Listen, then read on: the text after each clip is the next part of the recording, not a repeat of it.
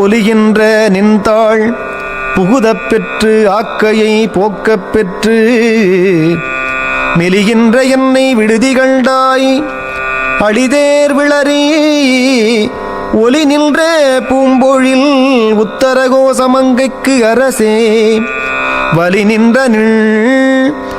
நின்ற திண்சிலையால் எரித்தாய் புறம் மாறுபட்டே.